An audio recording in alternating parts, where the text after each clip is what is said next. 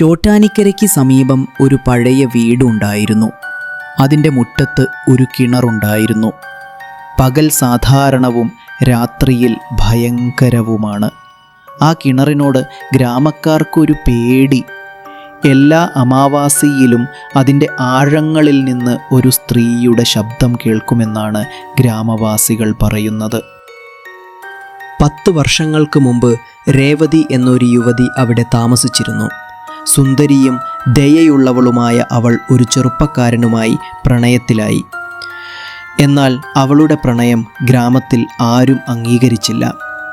ഒരു രാത്രിയിൽ അവളുടെ കാമുകൻ അവളെ വഞ്ചിച്ചു, മറ്റൊരാളുമായി വിവാഹം കഴിച്ചു. അവളുടെ കണ്ണുനീരും വേദനയും ആ വീട്ടിൽ നിറഞ്ഞു. അന്ന് രാത്രിയാണ് അവസാനമായി അവളെ കണ്ടത്. അടുത്ത ദിവസം കിണറിൻ്റെ വെള്ളം ചുവപ്പ് നിറമായിരുന്നു.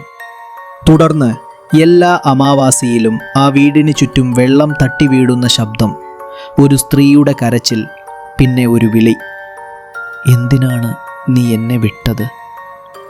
ഗ്രാമക്കാർ പറയുന്നു, അത് ആരു ശാപമാണ്. അവളുടെ ആത്മാവ് ഇപ്പോഴും കിണറിനുള്ളിൽ കുടുങ്ങിയിരിക്കുന്നു. കഴിഞ്ഞ മാസം ആ വീട് പൊളിക്കാനെത്തിയവരിൽ ഒരാൾ പഴയ ഒരു മുത്തുമാല കണ്ടെത്തി. അത് രേവതിയുടെ പേരിലാണ് കൊത്തിയിരുന്നത്. പോലീസിന് നൽകിയപ്പോൾ അവർ കണ്ടെത്തി, അവളുടെ കാമുകൻ ഇപ്പോൾ ആ വീട്ടിൻ്റെ പുതിയ ഉടമയാണ്. മറ്റന്നാൾ രാവിലെയാണ് ആ മനുഷ്യൻ കിണറിനരികിൽ മരിച്ച നിലയിൽ കണ്ടെത്തിയത്. ഇന്നും ആ കിണർ അവിടെ തന്നെയാണ്. പക്ഷേ ആരും അതിനരികിലേക്ക് പോകാറില്ല. കാരണം ചില ശബ്ദങ്ങൾ ഭൂമിയിൽ നിന്നല്ല, അവ ആത്മാവിൽ നിന്നാണ് ഉയരുന്നത്.